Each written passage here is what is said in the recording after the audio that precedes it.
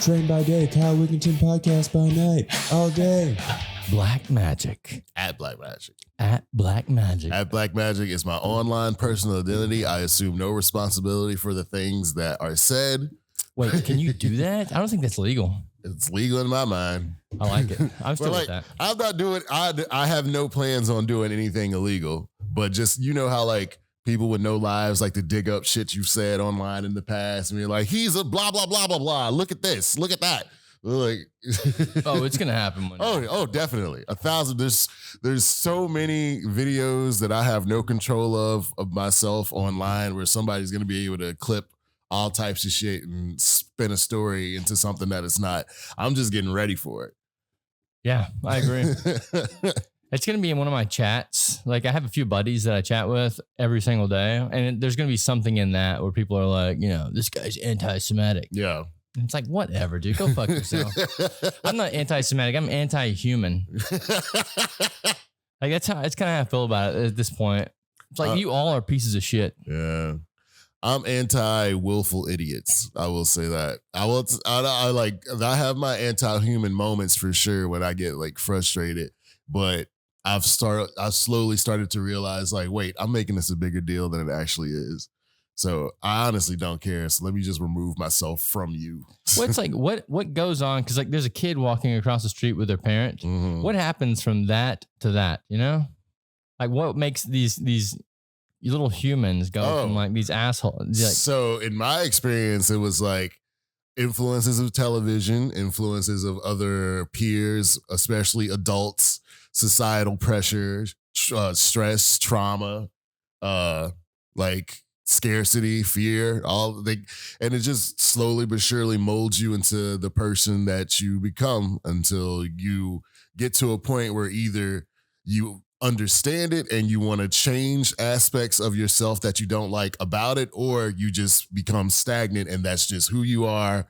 You're pig-headed, face in the ground, not listening to anybody else. Like that's my biggest fear of not being able to, I guess, think critically and change with the times if the change is like a positive change. There's a lot of things going on in society that I'm like, I don't want nothing to do with that. That's all y'all. And I just stay away from it. but you said the big one right there, think critically. I think that a lot of people don't know how to do this. Oh, no. anymore. Critical thinking is gone to the, like, that's done. That's, I like, it's very, like you were saying earlier, it's very rare to find somebody that's a free thinker. Mm-hmm. And like, not even free thinking, just like, dude, use your common sense. Like, I don't know. There's a movie, I think it's called like Mama Floyd's Family or something like that. And there's a funny thing where she gets her city slicker granddaughter to come to her house because she's just addicted to drugs, not taking care of her baby, et cetera, et cetera. And she wants her to like chop wood for the fireplace because she has a fireplace. And she's like chopping it wrong and she's getting frustrated. Queen Latifah plays his character. And she's like, how the hell am I supposed to do this? Nobody chops wood. And then the grandma, this old 90-year-old grandma, puts the wood block, splits it in half like it was nothing. She was like, all y'all motherfuckers go to college and get educated sense and leave common sense down below. It's true. And it's sad too. There's some professors that come here and I didn't realize it was that big of a deal until they started talking about it one night. How the kids in college, they literally have zero critical thinking skills anymore. And that's, where they're supposed to go, to deepen these skills. But see, I think that's by design because I remember being in elementary school and we had critical thinking courses, like those standardized tests that they made us take. There was critical thinking reading parts in there. Mm-hmm. So like, what would you do in this scenario? And like that, I think it's playing all by design. I think I had an old boss that was the manager of a bar I used to work in Baton Rouge, and he was frustrated with me because my whole thing was like, I got Google in my pocket. I can just ask it the question and get the answer. He's like, no, that's just dumbing down America so you can be a malleable robot and they can get you to agree to the most stupid shit. Start thinking for yourself. You need to learn math again. I'm like, you're right. I agree. My math skills are lacking, but it's like, I have it. I have the universe in my pocket. Right. It depends on, it's a different context, right? So like, if it's just like what's 2 + 2, like you should know these. Yeah. But if it's something like, what's the, I don't know, No, I don't even know. It's something very, very scientific that it makes no sense to keep all this in your brain right now. When you could just be like, hang on, I understand this concept exists. May not know every word of the concept, so let me look it up online right now. For me, I will admit, like, since I haven't had to use it, I cannot. Like, what are you talking about? Like, if I had to sit down and take a 9th grade algebra test, I'm flunking right off the bat. What would be the point of having to know that right now, though? You know, unless you're using it in your daily life. Yeah, but it's one of those things that like they ingrain in us at a young age, and they assume that we would still know it. You know, well, I think that it's because we don't have to use these things anymore. So like, if you actually start breaking, I like to get high and watch these videos online that talk about math concepts and stuff. And sometimes they'll break it down in a way that I actually understand what it is rather than the way we were taught in high school. Yeah. You know, in high school, you're taught a formula and it's like, this formula is called algebra. And it's like, this is the steps you do this in. But like, what is algebra actually? Yeah. You know, that's the reason that like, I think most people don't retain this stuff. Yeah. Because they don't understand it. Like if you take, you know, a circle and start dividing it into pieces, and you're getting the geometry of it. And then if you like start looking in 3-dimensional space, then that's like a different way to use mathematics to describe an object. So it's all just basically using math to describe objects, but we don't think about it that way. It's like, here's a formula, memorize this formula. Yeah. So it really has to do with our teachers. If you find the right video online though, man, there's like, it'll open up a brand new world in your mind. Oh yeah. No, I am very thankful that now there's such a ease of access to specific information. It's just now that I'm older and I have like bills to pay and things to take care of, I don't have the time anymore. Yeah. That's why I try to install in my son's head is like, look, dude, me and your mom, we take care of all your needs, everything that you needs and wants. You have no real responsibilities. Your job right now is to fill your head up with as much knowledge as you can to set yourself up for success in the future. And if you don't do that, I don't want to hear shit whenever you turn 18, 21 and you see people living affluent lifestyles, and I don't want you turning around and blaming me for choices that you made or didn't make, because I'm letting you know right now something that my parents never made clear to me ever. Like it was the only thing that was made clear to me as a child was like, as soon as you're 18, you're getting the fuck out of my house. And I'm like, all right, cool. I guess I gotta get ready for that. Yeah, I mean, I guess both of those approaches work. Like one, you're going to get ready for life. The other one, you're going to get ready to maybe thrive. I don't know. Yeah, well, see, I believe, if the child and with the parents' help puts that into practice, there'll be somebody helping you learn key things that'll benefit you in the long run. Because like I was always focused on,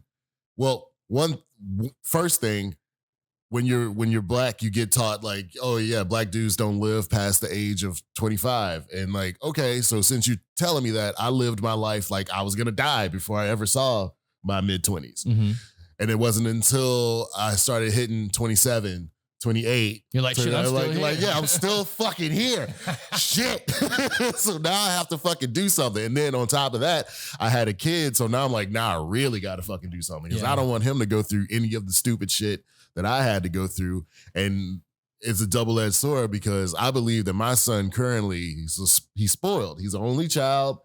His parent, like I want to say like I'm middle class and his mom's middle class. So that's 2 incomes pouring into him. He really doesn't have he's not lacking anything besides like he is a diabetic and he does have autism. Those are the 2 struggles he has to face in his life. That's 2 rough ones though. Yeah. Like it's really rough. That's like why type 1? Yeah. Jesus. Like he almost died last year. Like last year was fucked for me. Like around this time last year, my youngest brother got murdered after we just got him out of jail. And he just collapsed. His mom told me he just collapsed in the kitchen, and they just rushed him to the ER, and they had to hook him on to his blood sugar dropped. Yeah. Golly, dude. And they figured it out. And how old is he? He was 11 whenever he got diagnosed. How are you 11 years old when you get diagnosed? But that's the thing. It always happens around 10 or 11. Really? Yeah. Like every video I watched online with parents with diabetic kids, it usually hits them around 10 or 11. That's wild, dude. Yeah. It sucks too. Cause like I got a little monitor on my phone that's always going off telling me like if his blood sugar's high, if his blood sugar's low. But like if it's mellow, it won't beep, but it's a very sharp like, like you need to make sure your child's alive.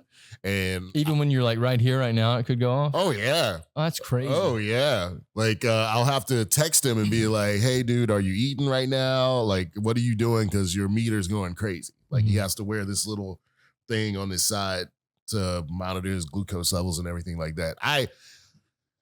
It's easy for him now because he has that thing, but before he got that thing, we had to stick him, and he had to learn how to do it himself. And I remember watching him do it the first time on his own. I'm like, wow, you're really mature. So in that aspect, whenever he does little things like that, it gives me a little bit of faith that he's going to be all right. He's going to be okay, because I'm not one of those parents that's like, at 18, you get the fuck out. It's like, no, dude, you're going to need time, because a lot of these people who push their kids out into the world without understanding whether or not they have the tools and skills and the mindset to survive out into the world, you're setting them up for fucking failure. You're setting them up to get addicted to drugs, to have premarital sex and have a baby out of wedlock that you're probably not going to be able to take care of. Like you're just setting them up for all the shit that you want them to avoid, but all because you had a kid, you've waited 18 years to get them out of your house, and now you're forcing them out of the nest. That's like,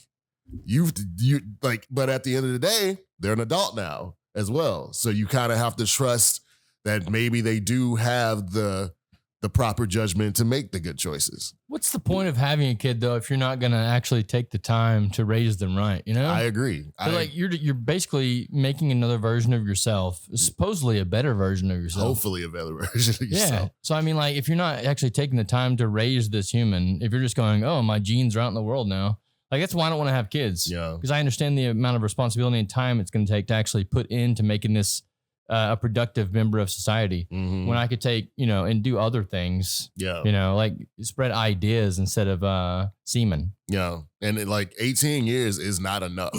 Like you didn't know shit when you were 18. No, dude. I'm in my 30s. I don't know shit now. even once I graduated college, I still was clueless. Yeah. And even the people that we have in offices and positions of power, like we said earlier, they don't even know shit what the fuck's going on. Man. Everybody's flying blind at this point. So which is all the more reason that I should be in politics. I think that's the beef I have with people in my age bracket, because I have been cursed with being able to recall a lot of my childhood. And we looked at the world with rose-tinted glasses, thinking like when we get older, it's not gonna be like this. The world's gonna get better. And then I look at all of the people that are our age now, that are lawyers, politicians, health professionals, things like that. And I'm like, no, it's the same shit. You're just doing the same shit that the adults used to do that we fucking hated. You're not making any waves. You're not changing shit. You're just going with the grain like everybody fucking else. And it's like, what was the point of you going to college besides you having money and being able to say, I got more money than you, when ultimately the money's fictitious and nobody really fucking cares about that shit. Yeah, that's all it is, man. It's people trying to make more money. And then, no one looks at inflation at all. Like they don't see that, yes, if I make these dollars, yeah, it's great, but the dollar has lost value years and years and years going down the road now. Yep. It's all just a big scam, man. I was listening to this podcast yesterday. It's Dr. Jack Cruz. You ever heard of this guy? Brilliant guy. He's like a neurosurgeon, but he's in the medical field for a long time. And he's basically just laying out, because he also is a fan of history. He's laying out this entire history from the early or late 1800s to where we're at right now. And he's basically showing you that all the wars up until this point, everything has literally been a scam, a cash grab by a certain group of people. And it said even the vaccines and shit that we're doing now, it's all literally the same exact thing stemming from the late 1800s to where we're at right now. And when you try to tell people about it, you're a conspiracy theorist. Yeah, I don't want to hear it. You're crazy. Yeah. It's it's so frustrating. Well, that's why it's like, what do you do? Even the smart people, it's like they can't talk to anyone about it. So you might as well just make as much money as you can. Yeah. It's kind of where people are at. They're like, fuck it, dude. I'm just going to throw my hands up now. That's why I don't even want to go into politics, because it's like, yes, I could go in there and try to make change, but you're fighting an uphill battle. It's just impossible. No, I was talking to a guy that's a lawyer now that I used to work with, and I was like, "Hey, dude, I'm thinking about getting involved in politics, and most of the people that I would want to model my career after just so happen to have law degrees. And I was like asking them, like, what's the worst part of your job? Is the pay really that good? And do you think the 6 years of school were worth it in the long run? But he's a claims lawyer, so he works with like car accidents and things like that. So he's not the type of lawyer that I personally would wish to be. But for him, he's like, it's definitely an uphill battle. I have to write a lot of reports. You have to kiss a lot of ass. You have to hold your tongue on certain issues. But the pay is phenomenal. You got to play the game. Yeah, and that's where I fail, because it gets to a point for me. Because like I'm in the service industry and like I'm at a sushi bar, so it's performance based, and it gets to a point for me. It was like, okay, now I'm just acting like a trained monkey, because this isn't me. This is like this like, and a lot of people, like patrons and coworkers, don't understand. Is like, dude, I am here because I have bills to pay. This whole experience, there's aspects of it that I like, but for the most part, this is fucking degrading to me. And the fact that you can't understand that, or you're choosing to ignore that and expect me to, pisses me off, which is why I come in, I clock in, I don't say shit to y'all, I do my job and I go home. Right. Which is like, and like, there's a lot of people our age that feel that exact way. And that's why they jump around from job to job to job to get away from all the people that are happy with being mindless worker drones. Because it's soul crushing and it's depressing. And I've seen it work for certain people while they're at work, but once they clock out, they're like, Malcolm, I fucking hate all of these people. I really just do it for the money. It's just the game. It's part of the job. I do it. I get it. It's awful, but it's gotten me a house. It's gotten me a car. I've been able to take my families on vacation. So that's the trade-off. Yeah. And some people are good at doing the trade-off. I have a lot to work on when it comes to that. I don't want to be one of these people who gets so comfortable to where I forget that in the grand scheme of things, this can all come to a boil at any moment, you know? Right. Like this like society is very fragile, and I don't want to live in a state of fear, but I also want to be cautious, and I would like to try my best to be as paired as I reasonably can. Because you never know what's going to happen. Sure, that brings up a good point too. Unless you haven't experienced that, then most people don't understand it. So like I didn't really understand what you're talking about until the last hurricane that came through. I think it was Isaac or something that blew away the entire city. You see how quickly we go from living in a civil society to you got to have your gun on you because you don't know if the person next to you is going to try to take your shit. Yep. And like I said, no one realizes that until they've been through it. But it changes your entire mentality on looking at all this stuff. And if society was working the way it was supposed to, you really wouldn't have to worry about that. It would be people rallying together like, okay, what can you do? What resources do you have? Can we pull them together? And even if you don't have a skill, we can teach you this thing that we need you to do. Like even if the power grids went down right now, it would be complete chaos. It would take lots and lots of bloodshed and for the dust to settle. We're like, all right, we did the fighting. We're exhausted. That didn't work. What can you do? What do you have? I don't think it would. I think scientifically there's a thing called Dunbar's number. And Dunbar's number states that we humans can only live in groups of 150 people because that's literally all you can remember. Yeah. So like that's our Dunbar's number right there. Is you need to like separate out into groups of 150 because that's supposedly you can hold 150 people in your head. So you know everyone in the group, you know what they can all do. But I think that we just end up dwindling ourselves down until we separate it out into those groups. I think the issue that we're having right now is living in these cities. Where, we've talked about that before. That the rat experiment. Oh yeah. Yeah. I've definitely researched that, and like that's crazy that we have an example like this. This shit's been tested, and we still choose to live this way. But at the same time, it's the way we've built the infrastructure up to where it's like, where else are we gonna go? Like, I think it's also about where we're going back to the control method.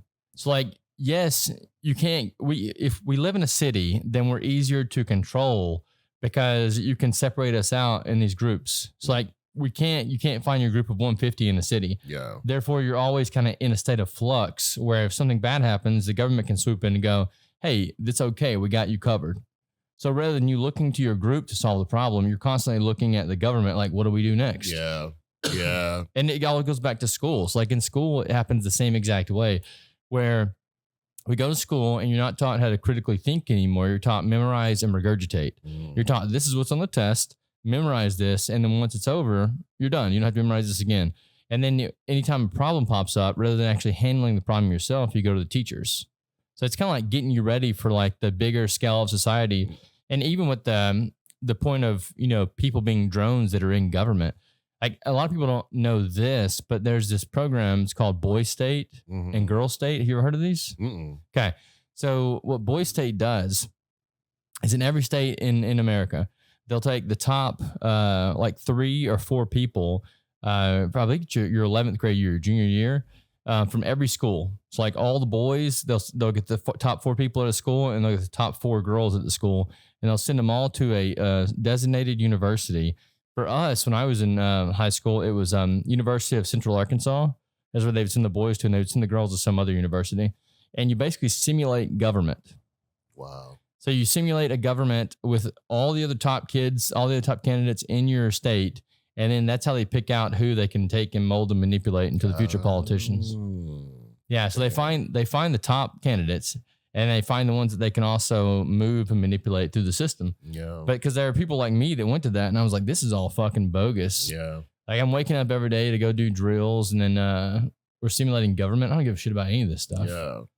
No, it's like whenever you sit down and you think about elementary school and high school, and then you get released into the real world, and you still see that structural hierarchy within the workplace, the same one, like the teacher is the overlord and y'all are the worker bees, and you do the work, and the person who does the best work gets the most perks, and the people who refuse to go against the grain get ostracized. That's what's going on in the city right now. We're supposed to be listening to the governor, the mayor, and then the cops underneath them, and then the CEOs, I guess. I don't even know, because now it's like CEOs of major companies are over the politicians, and then the politicians trickle down to the cops, and then the cops beat our asses.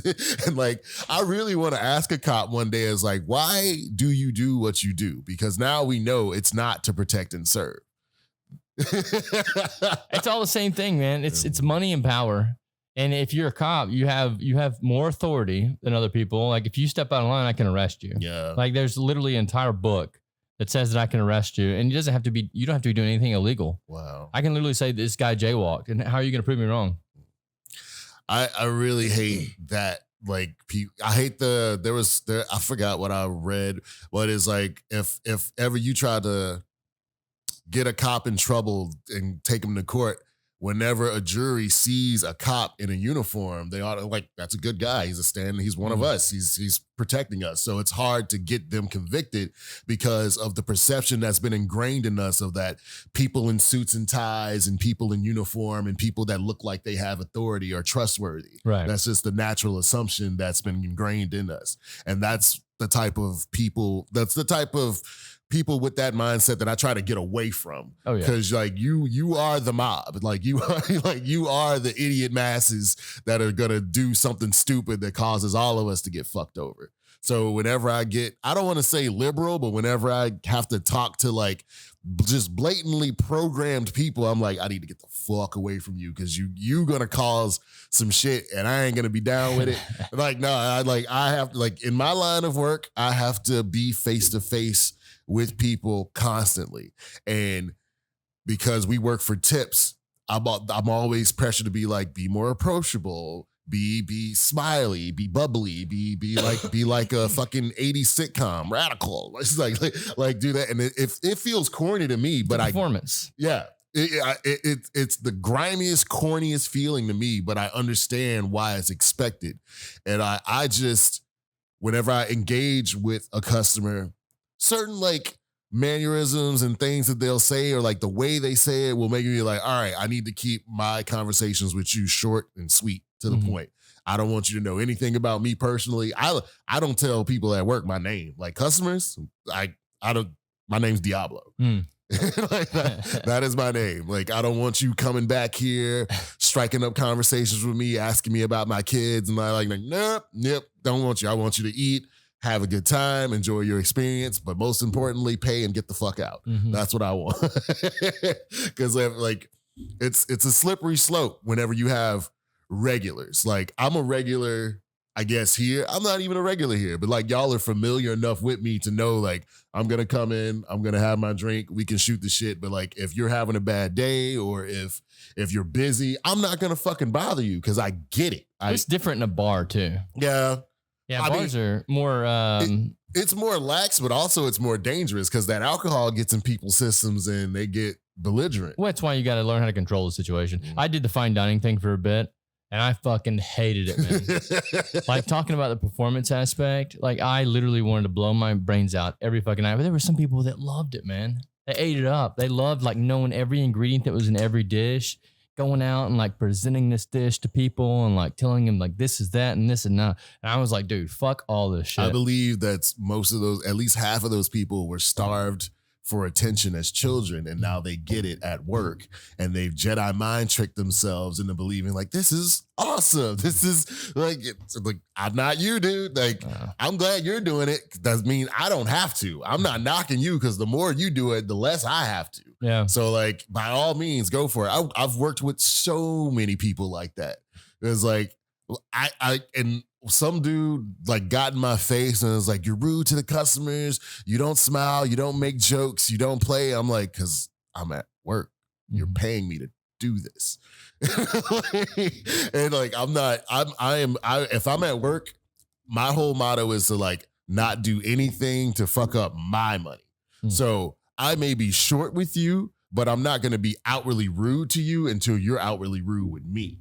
That's my whole thing. I'm not going to do anything like blatantly disrespectful until you cross that line. Right. So as far as going that extra mile, I expect customers to at least throw me a bone. Like, if you show me you're a cool person that's not going to like get online and be like, the black chef did this and that. And I'm like, yeah, but if I get that vibe from you, no, I don't want to deal with you at all. Because fine dining, I guess, incentivizes bitchiness and bullshit. Yeah. And that's those are the two things I try to avoid at the workplace at all costs. I want my money. That's the beautiful thing about working in a bar too. Cause like, if people do step out of line like that, you can be like, dude, shut the fuck up. Yeah. Or get out of here. Just go to another fucking bar down the street. Like, we're not dealing with that shit here. Yeah. So it's a very different place, but I couldn't do that at a fine dining restaurant. Yeah. Yeah. You kind of gotta, I guess, bite your tongue there. No, I bite my tongue so much on a daily basis. And like we said, for some people it works. And for others, we can do it, but we're like, mentally, we're screaming.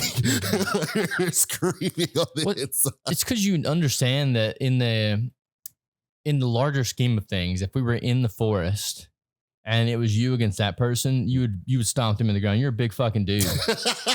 So, I mean, you understand that mentally. You're like, I'm a bigger animal than you are. I could literally break you if I wanted to. Yeah, but then like, society, the rules of society tells you can't do that. But yeah, and in my mind, I'm like, I'm not a violent person. To me, violence is the utmost last resort unless you did like a major violation.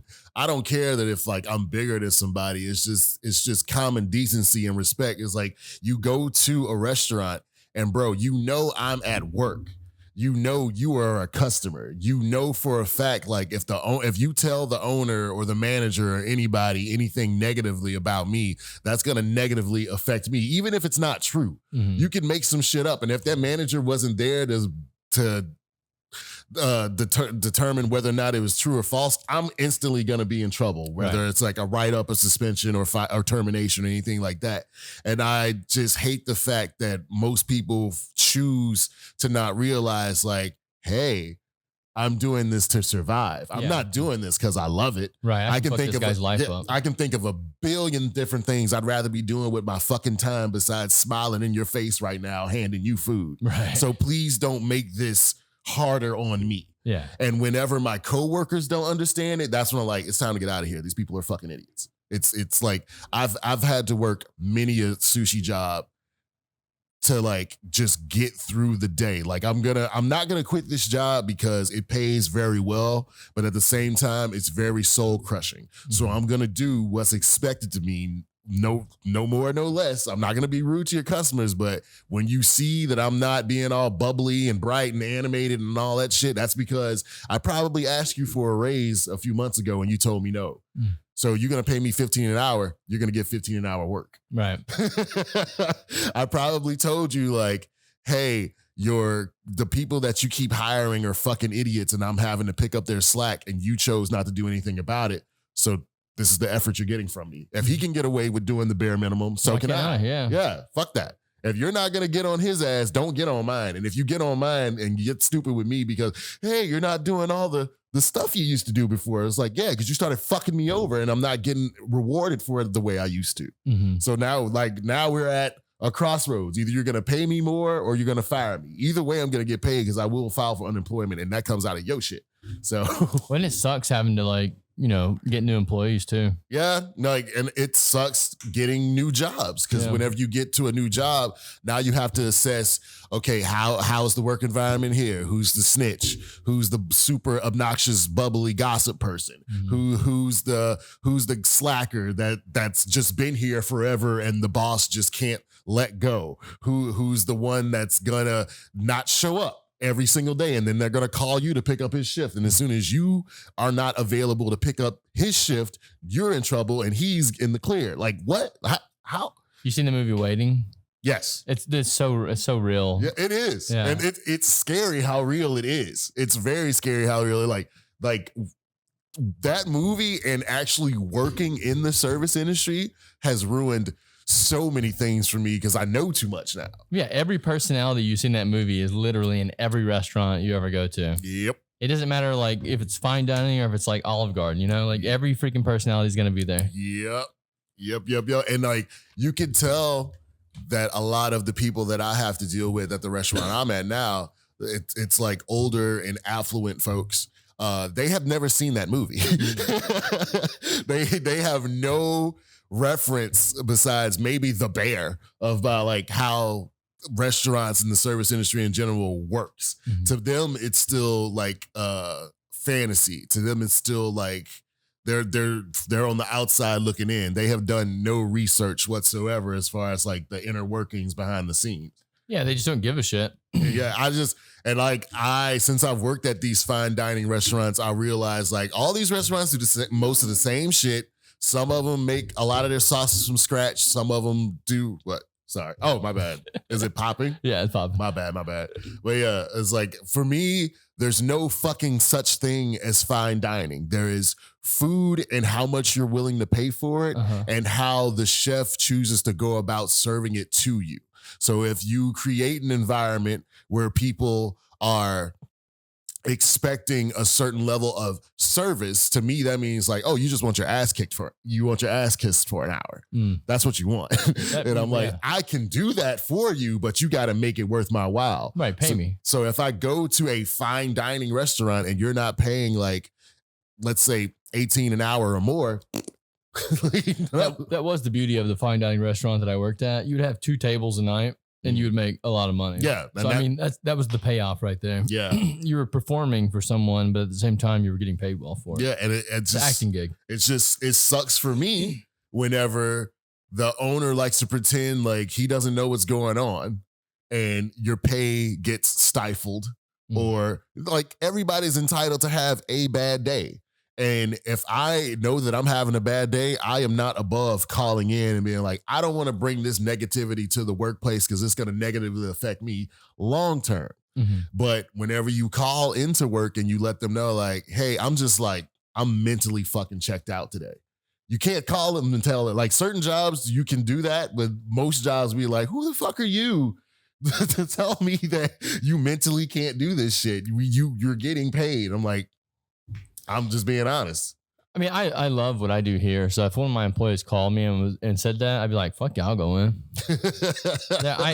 There's something so fun to me about coming to the bar and just cutting up with people for hours. But it's very different from what you're talking about. It's not working in a restaurant. Like I come to the bar and I talk about the wildest fucking shit ever behind the bar. But that's the thing. And in a bar setting, that whole air of professionalism is kind of loose, you know? And like you can take conversations anywhere you want to go, and like you can gauge like what people want to talk about, what they don't want to talk about, things like that. I love it even better when they don't want to talk about something. So I'm like, we're going to talk about this. Oh my God, it's the best for me. Do you remember that day? Like we were sitting there and some girl was like mouthing off and off and off. Was like, I don't get why guys see you as being a slut if you slept with like 20 people or more. And then I looked at her there in the eyes. I was like, if you would just shut the fuck up about how many people you slept with, nobody would be able to judge you if you're a slut or not. And then you looked at her and she had nothing to say, but guys get to talk about who they have sex with all the time. And I'm like, yeah, amongst men, we know that other women don't want to hear about how many bitches we fucked. Right. We would never approach a woman that we're interested in and be like, hey, baby, I fucked 500 hoes. You want to be 501? Like, we would never do that. We would never do that. We do guy talk amongst men. It's only when women try to get involved in guy talk where shit goes awry. It's like, this was not a conversation you were ever supposed to be involved with ever. So it's this whole equal thing. We're equality these days, you know? They want to say what we say. And it's like, and you can, but there's just going to be some effects. Right, cause and effect, right? It's like everything. You can literally do anything you want, but you're going to have to deal with the consequences. Like, you ever seen Gangs of New York? I have seen that, I think. DiCaprio? Yeah. So there's a scene where the constable or the head cop or whatever has a gold pocket watch. Okay. And he's walking this affluent family through the city, showing them around. And to show them that the city is safe, he takes the gold pocket watch, puts it on the pole, and the rich people are like, are you sure it's gonna be okay? Right there, it's like, everybody in the city know that it's mine. We'll come back and it'll still be right there. And then he walks to the gangster and he's like, you think I'll ever be able to put my watch on that pole one day? And I was like, whoa. Whoa. Like, I forgot how, like, what happens after that, but like, that's a very, like, it's well, the guy dies. Oh yeah, he definitely dies. Like, both of them die. Yeah. But it's like a very, like, there's rules you have to follow and rules that I should follow. But if I do what you did, there's gonna be a different outcome, you know? And like, people don't understand that. Well, that's with everyone too, right? Oh yeah, everyone. Even me and you, like, you're black, I'm white. It's like there are certain things that if you do that I do, like, they're going to be looked at very differently. And it's a crazy world that we live in that's the case. But I mean, it's literally the case. So like when you're making the argument that we're all equal, it just doesn't work that way. And it's not that you're not all equal in everyone's minds. It's the world's treating you the way the world's treating you. If that makes any sense. To me, yeah. Like the environment that we're in is creating that inequality. Yeah. And the person who gets to an area where they don't really know like the social norms or what's expected of them. Like, it's like, I was a fish out of water in Japan. If I didn't have somebody with me letting me know, like, don't do that, don't do that, don't do that, I would have fucked up the whole trip, like the whole time. Can you give me an example of something?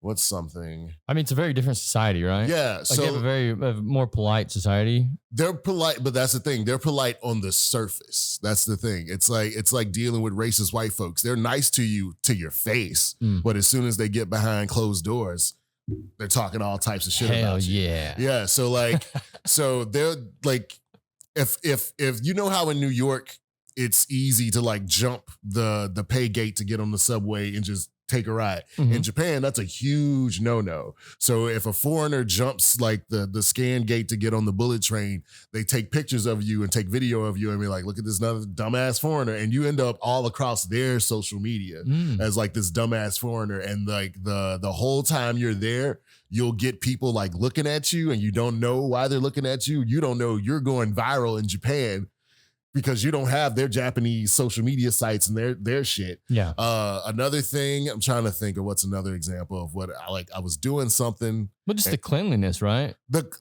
It's clean, but it comes at a cost. It's very inconvenient because you gotta like sort your trash out.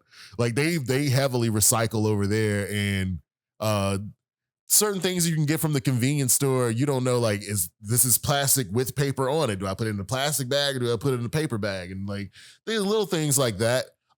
When you get into the main city, there's very few trash cans for sure. So they tell you to take a bag with you and then put the trash in that bag, take that bag home, and then sort it out and put it in your trash bag at home. I mean, that really wasn't a big deal to me. Taking things like, you know how we shop in America, we get to a shelf and we'll take it down and we'll look at it and we'll carry it around with us. And then if we decide we don't want it, we'll put it on a shelf that wasn't the corresponding shelf it needed to be on. That's a huge no-no in Japan. Like, shopkeepers hate when foreigners come in, picking up shit, moving shit, because they organize that shit in a certain way. And they would much rather you tell them, like, I would like this, this, and this, so they can take it and then move it back to where it looks more presentable and things like that. There's a few things that foreigners do. Like, did you see the whole controversy with this TikToker going to Japan on the trains, and he's like breakdancing on the trains and making, oh, dude, it was a really bad. So these TikTokers are going to Japan. These TikTok dancers are going to Japan and using Japan as scenery for their mediocre TikTok moves. But while you're like watching the video, you can blatantly see that these people are uncomfortable. They're just trying to go about their day, Right. and they're breaking all social barriers by getting like super close to people and like just dancing on people. And like, they're like, move. Like, I don't want to be any part of whatever this is. I don't want any part of it. And so the Japanese people are fighting back, and it's making it bad for black people specifically because there's only niggas going there doing this dumbass shit. But like the Europeans go there for the sex trade. So they like, when they see a European there, they're like, oh yeah, you're here to fuck young Asian girls. We know what you're here for. Especially if you're a European and you speak fluent Japanese, they're like, we know what the fuck you're here for. we know. But like, if you are like black, they assume that you're there to like cause a ruckus because of just the negative perception that they have from the media that we post and the shit that they get from us. Like, and the people that go there, apparently. if it's those young TikTokers that are very disrespectful, like, that's something I fucking can't stand is when they're doing all these like videos. They go to Walmart and like, you know, trick people and stuff. People need to start whipping their ass. Oh yeah. Every time you see one of those, take their fucking camera, break it, and beat the hell out of those kids. It's like, so people gonna stop taking shit for real. It's gonna get bad real quick, real fucking quick. I'm trying to think of like another thing. Cause like I try my best to be respectful wherever I go, but you don't talk on the train. You don't talk loudly on the train at all. The Chinese people that go there didn't give a shit. Like they were the worst. Like, and I hate that black people get the worst rep for being loud when the Koreans and the Chinese people were louder than we were. Do you think they just don't respect the Japanese culture? From doing research online, it turns out that like globally, people believe like Chinese tourists are hands down the worst tourists on the face of the planet. They just don't have the same, what's it called? I guess like social cues as everybody else. Cause like in China, like kids will just take a dump in the street and they reuse used grease to cook. I've heard of this. Yeah, dude. It's just different. Yeah, it's sounds gross. It's just really fucking different.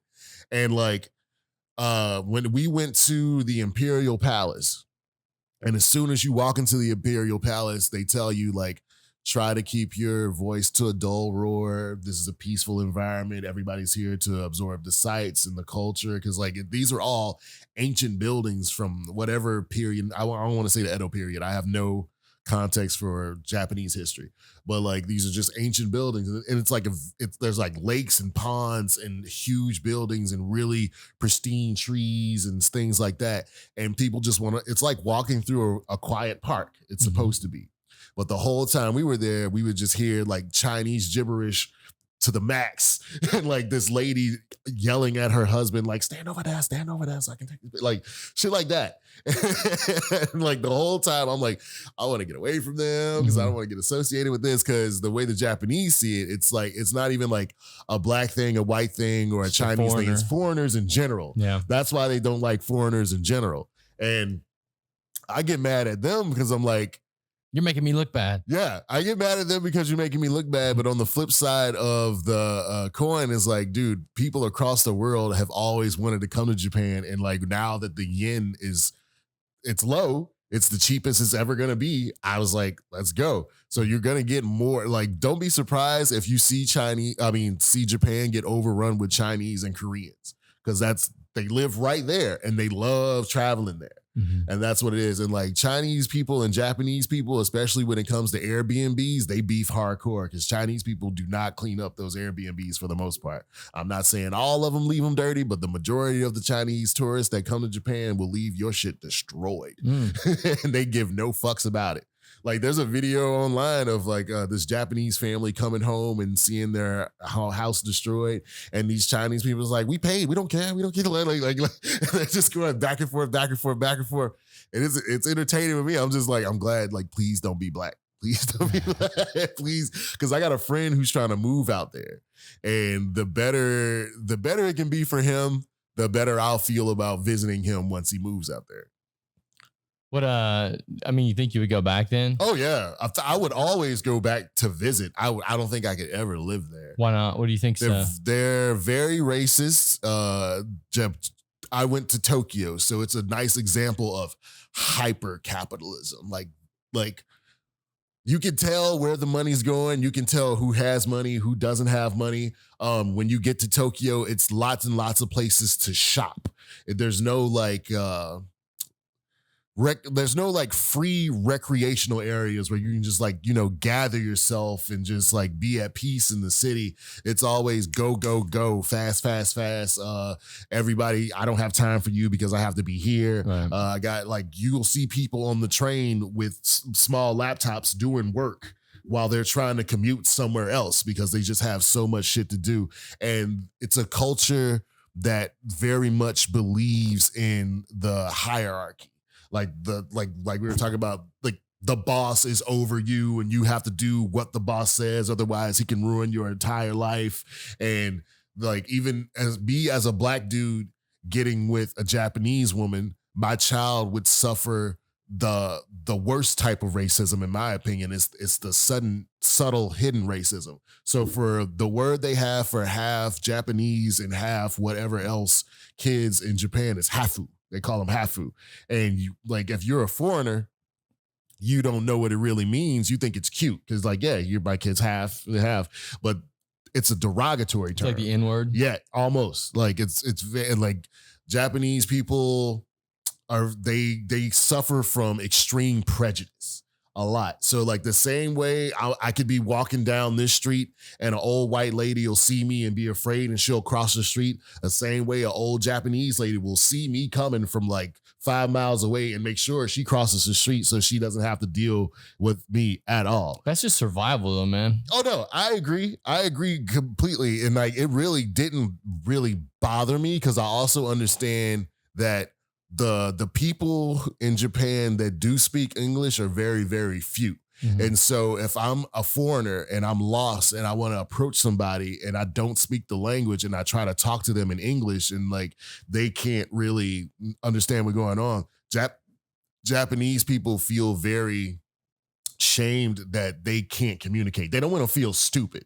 This is like with anybody else. They don't want to look or feel stupid. So They will avoid that at all costs to not look or feel stupid.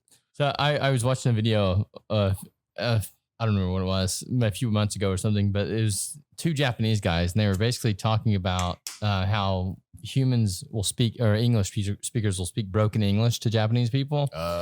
And they were saying they don't find it disrespectful. They actually understand that better than than regular English. Yeah. So, if you were a hero, they actually understand that better. And they said it sounds goofy to say that, but they can literally understand the broken English, their accent that we do better than our regular English accents. Wow. That makes sense. A lot of them do speak English. They just choose not to reveal that they can because I guess some bullshit comes from that. And a lot of people just don't really want to be bothered. It's a very reclusive culture. Like the otaku culture over there is very prominent where like it's like it's like 16 to 35-year-old guys who are just completely recluse. Their lives are manga and video games and internet cafe. That's also why their population's dwindling, isn't it? They don't fuck. Yeah. They don't fuck. And like the girls there are ruthless. Like a guy will approach a woman and a woman will look at him from head to toe and legit tell him to his face, you don't make enough money to be talking to me right now. And those Japanese guys, they're not used to rejection. So it scars them deep. Like us, we can talk to a girl, and if it doesn't go our way, we're just like, okay, fuck you, bye. Like we can do that and just move on to the next one. But those Japanese dudes, they hold that shit hard. They really don't talk to women a lot. The business guys, the career guys, they're more willing to pay for sex than approach a random woman on the street because they know what they're getting out of it. And in Japan, if you ask a lot of girls, if your boyfriend slept with a prostitute, would you end things right then and there? They'll tell you no. There's no love in that. It's just action. It's like it's just cultural differences. Like when it comes to dating and things like that. I like that. Yeah. I mean, it's true though. Like as a guy, a lot of times you just want to get off. There's no love in it. Like you're like, she's hot. I want to put my penis inside of her. Yeah. I mean, I'm at the point now where I don't even want to do that. Now I'm like, I've done it. I think I've done like Buddha's whole story. What did you say? No, so Buddha's whole story is like he was like, I'm paraphrasing, but like he was a prince who was always taken care of. He never saw like suffering or loss until the one day he did. And he had questions about the world. So whenever he started realizing that there is suffering out there are things out there that because he's been pampered his entire life, he's not privy to what's going on. So he leaves his wife and his child to travel the world and everything like that. And he indulges himself of every pleasure, every sin, everything that he can get his hands on until he gets so sick of it to where it's like, all right, now I need to find like true enlightenment, true joy, true peace, true happiness. So he starts doing like things like meditating and educating himself and doing good works with others so he can fill this void that he feels in his heart because he's done it all. He was a rich man, he was a poor man, and both of them suck to a certain degree. But like when you're rich, you're ignorant to the rest of whatever else is going on and people hate you because you have and they don't. Whenever you're poor, the rich look down on you because they're like, why are you poor? Why don't you like pull yourself out of that, blah, blah, blah. So he saw both sides of the coin. So he had indulged himself in every single thing he could till he got to the point where he had to look within and do things to fulfill himself and then pass his gospel on to everybody else. I moved to New Orleans for like the food, the music, the architecture, and of course the girls. And I feel as if I've indulged myself in like, I just want to say New Orleans women fried. Like, I'm going to get a lot of hell for that, but New Orleans women fucking cooked. If you're married in New Orleans and you go out of town for business, your wife is fucking a bartender when you go out of town. I want you to know this. Like, don't kid yourself. Every girl in New Orleans is breakable, takeable, flippable, and dippable. Every single one. Like, I didn't even know what fucking polyamory really was until I moved here to New Orleans. And now I'm like disgusted. Like if I meet a girl on Tinder, even in real life, I'm like, this is not going to go anywhere until I properly screen you. Because there is no fucking way you're going to be hanging out with me on Tuesdays and Thursdays and fucking Bob on Sundays and Mondays. Ain't no way in goddamn hell. A lot of dudes go for that. A lot I will never be so lonely to where I'm willing to compromise on what I want heavily just to be with somebody. I will never be that lonely. I will never, like I said, my parents told me they loved me every day, almost too much. I have that self-esteem. A lot of these people don't. That's why I say, like, a lot of these girls, especially in New Orleans, just don't have it. They're just jumping from dude to dude for drugs, for a place to stay, for a trip to Paris, for a car note payment, like shit like that. Fried. Fucking fried. And I'm not saying all of them, but the vast majority. Like, that's why I don't date anymore either. Whenever I moved to New Orleans, I wanted to date, But after I started actually getting into the dating you scene, see what the market has. you say You're what the market has, and I'm like, I'm not gonna find a wife here. Nah. I am not going to find a wife here. And like, And if you refer back to the mouse Utopia experiment, you'll see why they act that way. Because they literally, the female mice in the experiment act the same way that the female mice do in cities. Yeah, I needed to look up that experiment again because it's been a while since I watched that video. But there's a dude, I think he's called Yaki the Awakened or something like that. But he was on a podcast and he talks about that exact experiment. Talks about like how when you cram people together and there's a slow amount of, there's not enough resources, you start seeing like the mama mice starts eating the babies and the daddy mice start like doing weird shit that they normally wouldn't do because like they're just distraught, they're broken down. But yeah, the young female mice will just pamper themselves all day to try to find an older male mice with resources. Yeah. So they'll basically, the older male mice will hang out around the resources, which in our situation we call it money. Yeah. And then the females just pamper themselves all day on social medias and try to draw their attention. That's exactly what happened now. And then when you have these young male mice that they'll click up and they'll just hang out with each other rather than actually going out and pursuing the female mice because they understand that there's really no point. Yeah. Because like that's how I feel now. You could be the most gorgeous fucking girl in the world. We can click on several levels, and then if we're out and we're walking, and some 50-year-old dude is like, "Oh, hi, Clarissa, it's been a while," and I'm like, "How do you know him?" "Oh, we used to date."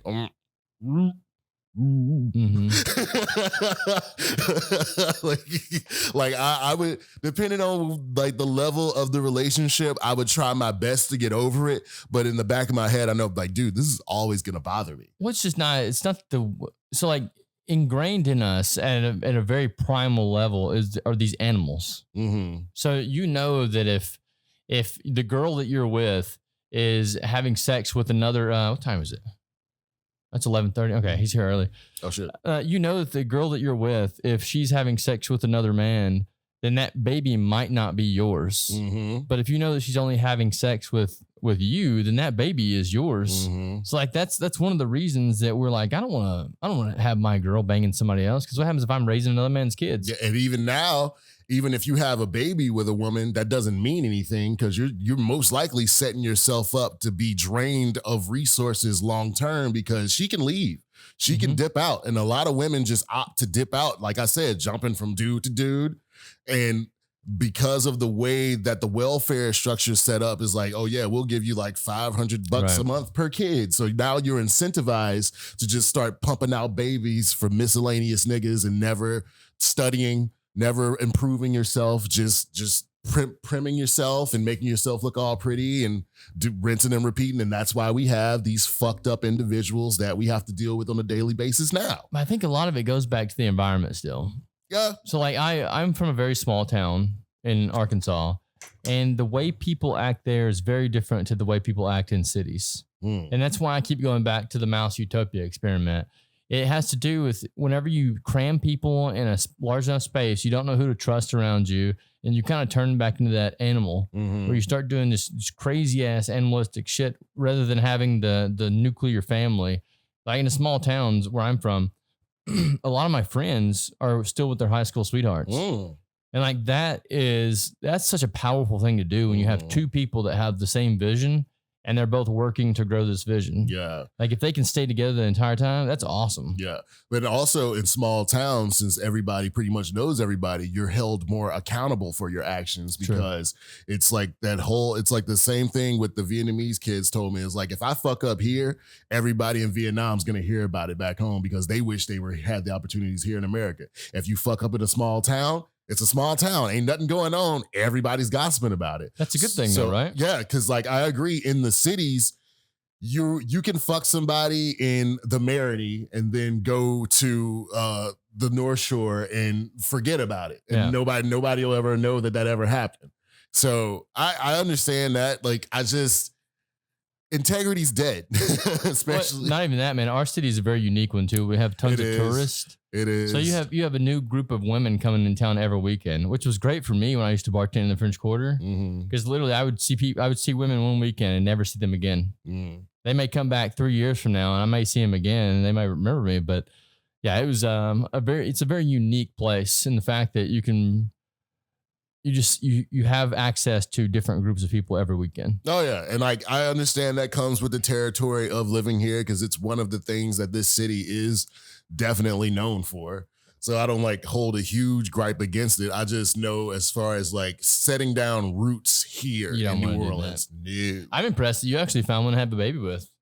Oh no, I didn't find anybody here in New Orleans. Like the girl and my son's mom, we met in high school. Oh, okay. I thought we went to school in a small town. Oh, okay. Yeah. And like had I not been a dick in my 20s, I was a monster in my 20s. I was a fucking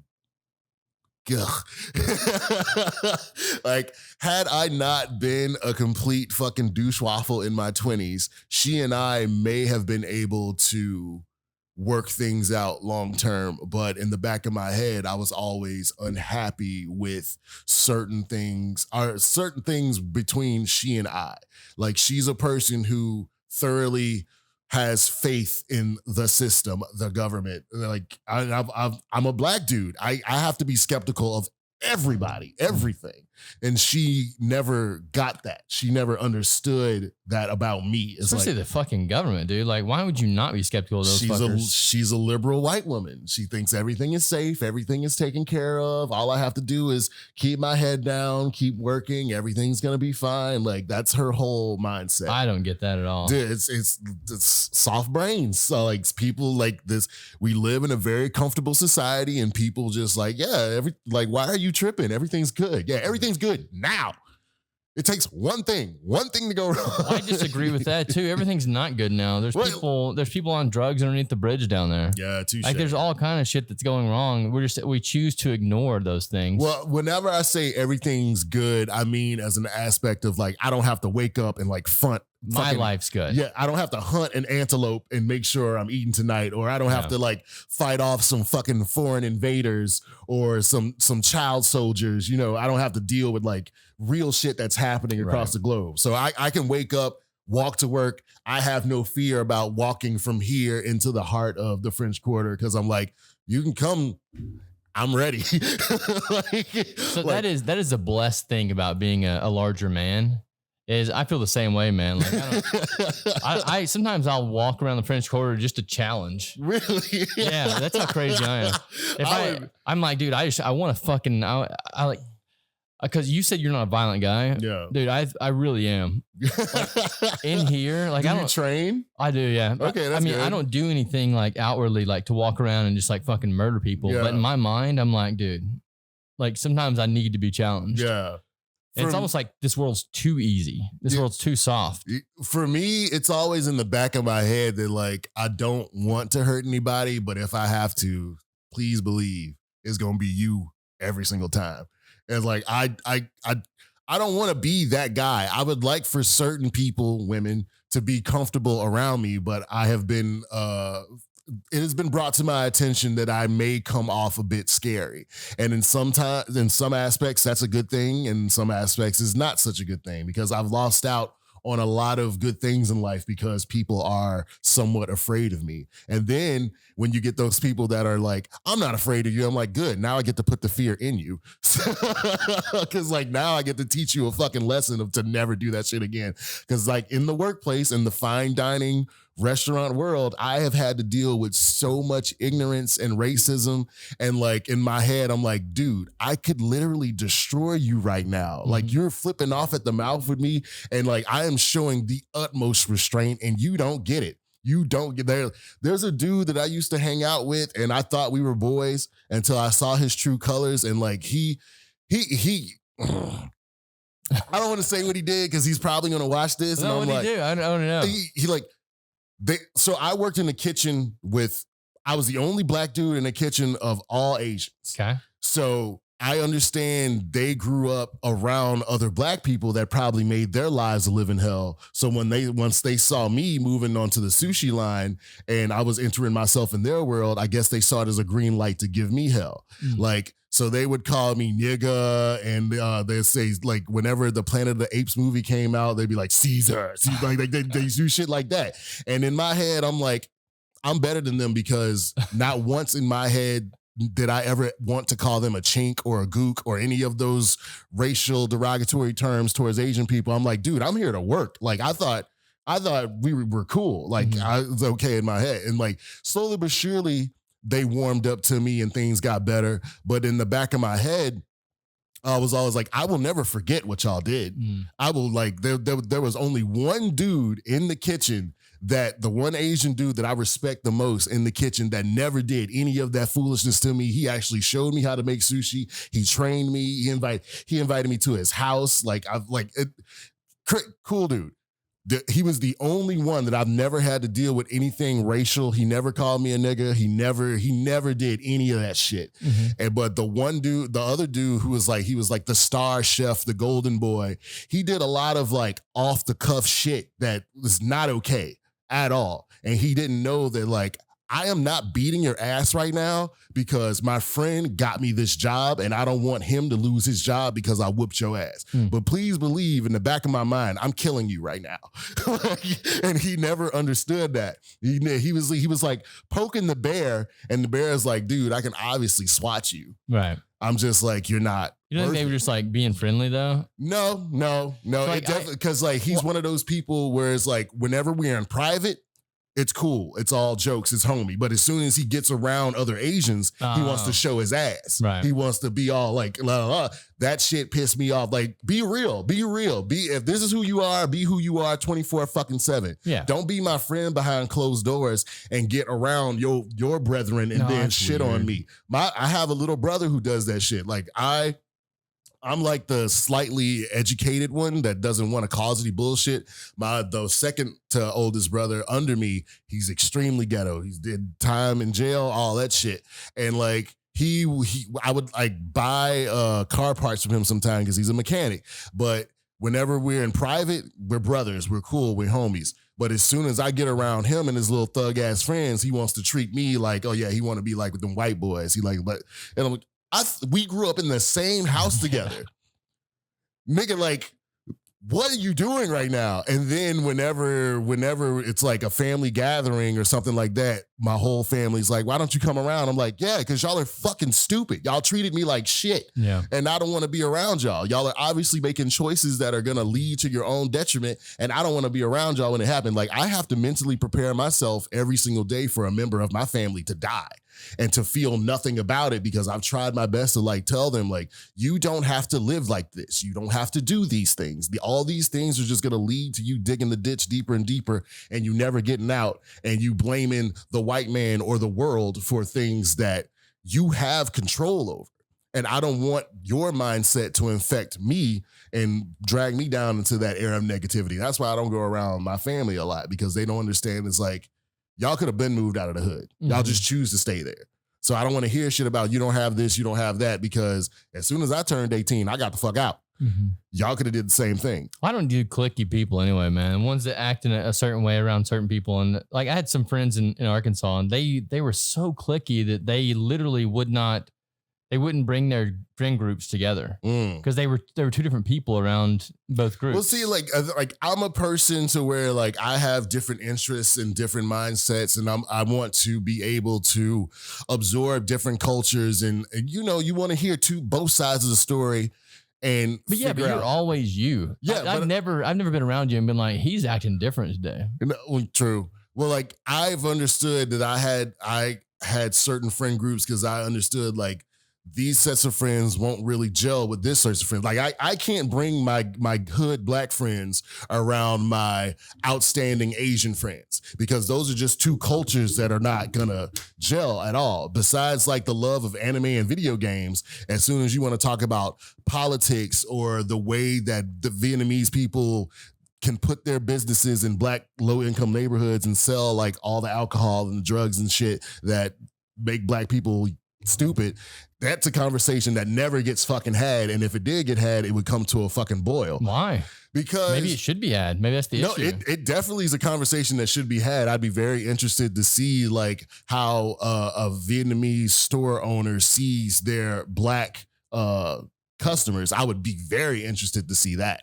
Very interesting. I mean, I think we can guess pretty well, you know? Yeah, I would just want to see them talk it out because like What's from a business perspective, it's very interesting the way people look at their patrons. Like here, I'm friends with a lot of people that come to this bar, but I know a lot of places that you go to, they see them as just money bags. Yeah. Like how much more money can I extract out of these people? And see, that's why I don't do business with a lot of Arab people because they make it blatantly clear that that's all we are to them. Yeah. They're just trying their best to like, oh yeah, you need swishes? We got swishes. We got Colt 45. We got chips. We got all, we got money. Give it to us. Yeah. Like, that's why like Arabs make me feel so grimy whenever I go to any of their stores. Like I don't feel like a customer. I feel like meat. I feel like well, it's a big thing too. It's Jack Cruz, the guy I was telling you about last night, the doctor. He was talking about this on the podcast as well about how in like the 60s, I think it was, when they started opening up casinos everywhere, that the reason they started doing the stuff they were doing in casinos is because they realized that psychologically it would extract more money from people. Like you're talking about like dimming the lights, taking all the windows out of the casinos. Not dimming lights, but they would put blue lights in. So it's blue lights. It's literally everything that about a casino. When they give you free alcohol, they give you free food. They basically want to keep you in the seats as long as they can. And they realized that the more that, because they would add a new thing in, and add a new thing in, if they saw that the money would go up, they would dump that in heavier. So I mean that's why there are certain casinos in Tunica, which is Mississippi. It's up where we used to go to. And they would literally give you free alcohol as long as you're sitting at a gambling table. It's nuts. I mean, it's a big psychological fuck you to everyone. They're basically trying to extract as many dollars as they can from you to keep you poor. Yeah. And keep you in that like lower state of mentality rather than actually becoming the divine self. And that's why I'm chilling on the dating, because I realize like most of my money goes to making this girl feel special, like feel like important. Like the one thing that really turned me off of dating is I looked at the parallel between like whenever you ask a dog, you want to go outside, and you ask a girl, hey, you want to go out? The ears perk up the same way. The same way, dude. It's scary. It's free. It's like having a pet that you fuck sometimes. Yeah. Not all the time, sometimes. And I'm going to get a lot of hell for saying that. I already know. But like once I noticed that, I'm like, wait a minute. I don't even want pets. Yeah.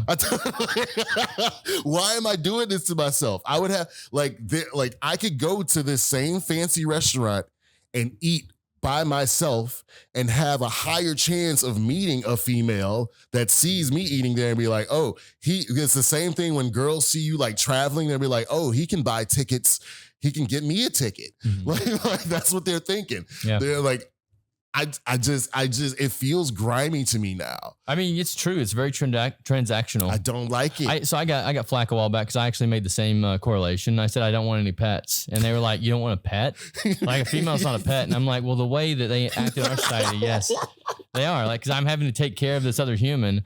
Now, if this other human can take care of themselves, then sure, we'll hang out. Yeah. But you don't find a lot of people that are that way anymore. Yeah. And I try to let every person that I get involved with romantically know as like, if I spend money on you, it's because I want to. I get no joy or fulfillment out of buying you shit whatsoever. I get my joy and fulfillment out of if it's a girl that I feel as if is smarter than me in a certain area that I'm interested in, and we can talk about things like greatest. That's the utmost greatest. I used to in my 20s, you want like the blonde bombshell, the really one that makes your friends go like, damn, dude, you with her, blah, blah, blah. As you get older, you're like, I don't give a fuck what you niggas think at all. Like at all. I don't give a fuck about none of that. Like in the kitchen, we had like a cat call whenever a cute girl would come in, and we'd say like sweet shrimp, and they got to a point where we did it to the owner's daughter, and he was like, all right, now y'all got to stop. It was all cool up until we saw your daughter and we did it. Yeah. But like, okay, that's fucking bullshit. But at the same time, whenever we were doing that, I would stop saying it, and they're like, Malcolm, you're not calling the sweet shrimps. And I'm like, it feels stupid. It's dumb. Like, yeah, she is cute. I'm pretty sure she knows she's cute. She has a ton of makeup on, and she just got her hair done. That's a very expensive look. Yeah, she knows what she's doing. And I don't want to pay for that. No. So by all means, have a good night, lady. Find a sucker that's willing to pay for that. Like, cause I'm not the one. Like, it's just weird, like how dirty dating is now. Cause it's hard to find the opposite sex with substance. Cause like I agree. We're right down the street from Tulane. Mm-hmm. You think we encounter some of the most brilliant, thought-provoking women ever. Vapid as fuck. Mm-hmm. Empty as hell. Jumping from dude to dude. And eventually there's going to be a sucker that's like, yeah, I'll pay for this. like that's what there's dudes that are going to watch this video and get really mad. They're going to watch this video with their wives and they're going to be thinking to themselves like, fuck, I really am paying for pussy and I didn't even know it. That's true. Right, and like in their head, they have to think it, but they can't say it. But like my favorite thing to do on Facebook these days is to see everybody's relationship drama and be like, glad I'm not doing that. Glad I ain't dealing with that shit. Glad I'm not there. Because like, if your relationship is healthy and functioning, more power to you. I salute you. I envy you. I want to be in your position. But a lot of you motherfuckers don't understand that you paying a monthly subscription service and eventually your service is going to fucking run out. Because once the payment's going to get a little bit higher and you're going to be like, wait, why am I paying for this? And either she's going to dip or you're going to dip. And then you're going to feel real fucking stupid. Well, I think it has to come down to the guys who haven't experienced what it's like to actually be stimulated by a partner mentally. Yeah. Like I had one relationship and it's probably the only one I've ever actually been challenged in and stimulated in. And dude, it was amazing. But at the end of the day, you know, I wasn't good enough for her in her mind. Mm-hmm. So like, while it was great for me because she could actually stimulate me mentally and physically, like for her, she wanted that other thing too. Yeah. She wanted, grass was always greener kind of thing. Yeah. And that's my main concern when it comes to modern day dating because of social media. Mm-hmm. You always have a window into someone else's life and nobody is taken into accountability. Is that really how their life is? Or are you making assumptions based on the posts that they're making? Yeah. You know, like it's fake world. Dude, I always follow the guys of like the better somebody's trying to make their life seem on social media, the worse it is underneath the surface. Mm-hmm. Because we used to work with this girl, gorgeous fucking girl, married to a cop. They would post pictures online on Facebook of like their vacations and everything they were doing. Skip. A few years later, this dude was beating her ass. And we never knew a thing about it. She was fucking miserable. But on the surface on Facebook, everything looks hunky-dory in the hood.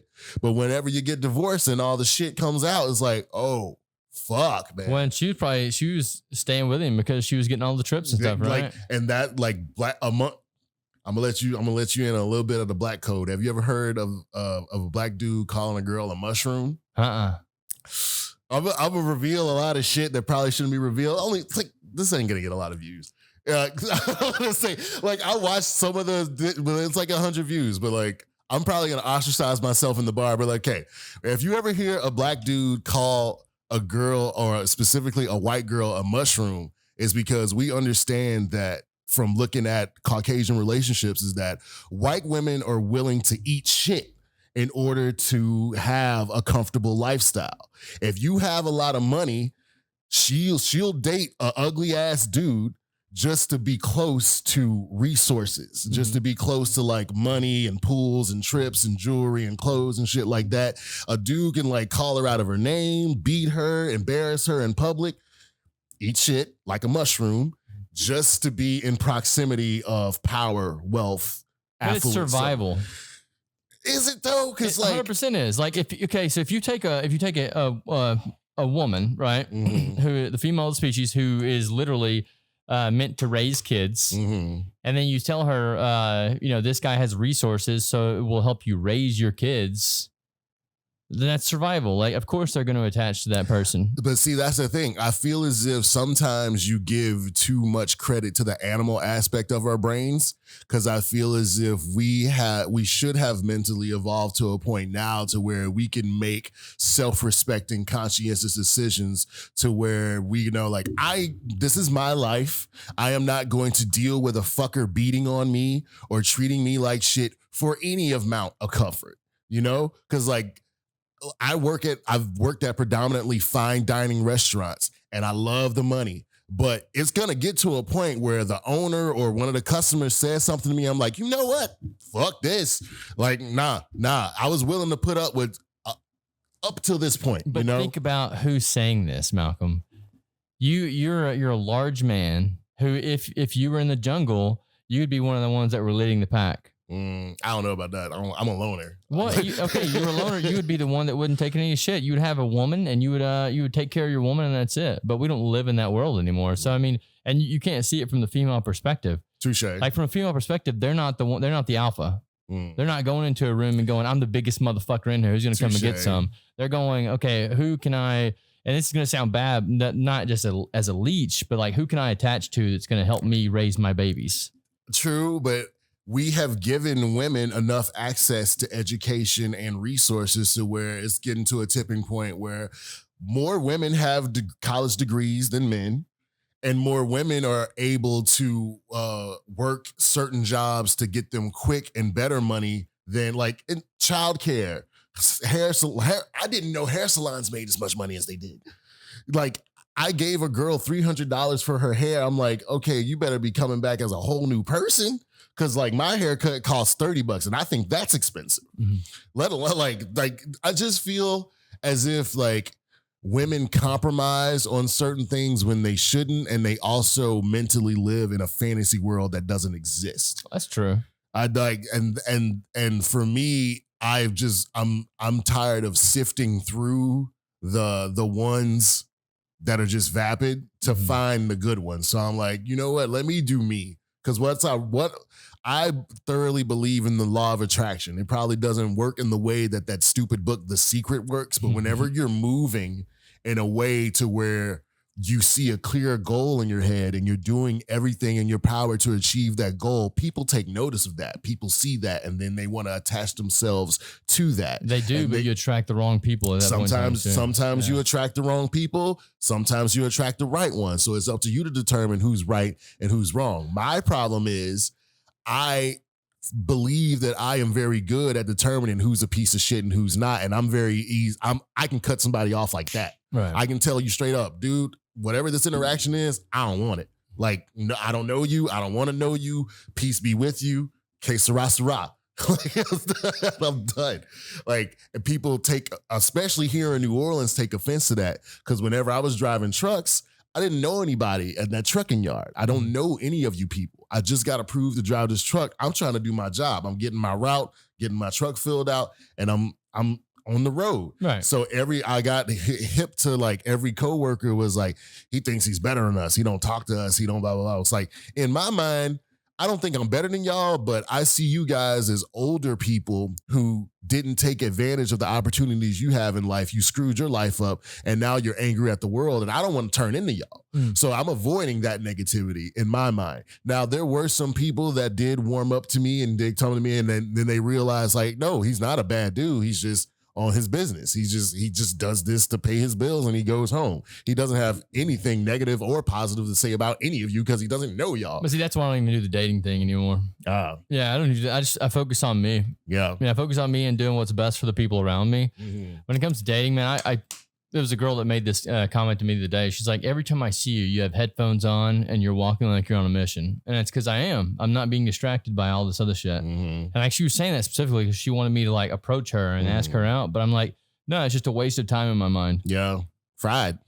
Well, Black Magic. At Black Magic. At Black Magic. I appreciate you coming on. I need verbal permission. Can I like download this, cut it up, and put it on like TikTok? Absolutely. Okay. Yeah. That's because I'm definitely going to do that. Do you need verbal permission for that? I don't know. I don't know how any of this shit works. When you hear about people getting sued and so NDAs and cease and desist and all that shit, I don't fucking know. I just know it's my face on this camera, and I would like to clipify it if I can. Well, dude, what I'll do is I'll give you the raw file because I don't understand how YouTube downloads work. Oh, you just go to like YouTube MP3 or MP4 converter.com and you we'll take rip the it off URL like that. and just do that. Yeah. So I mean, there was somebody asking me the other day if I could use the video, and I was like, yeah, just click the download button. And I clicked the download button and it didn't fucking work. It like downloads to YouTube's downloads, not to my computer. So I don't fucking know. But yeah, I'll give you the footage and everything. Go ahead and tell people where you're at one more time. I am at Black Magic at BLAKKK_MAGIKKK. You really don't have to follow me, but I'm doing a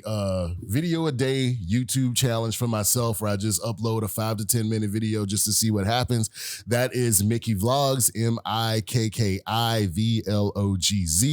If you want to see the journey, I'm just uploading random videos to find out what sticks. It's vlogs, like my daily life, or maybe topics that are on my mind. Like I said, random videos. But if you want to watch it, I'll either give him a link in the description or I'll find the video on YouTube and be like, I'm right here. If you want to watch it, give me a follow, give me a like, give me a share. If I said something that was off the wall, sorry, I'm not an expert on anything. You shouldn't take my opinion super seriously, but if you do. Thanks for coming in today, brother.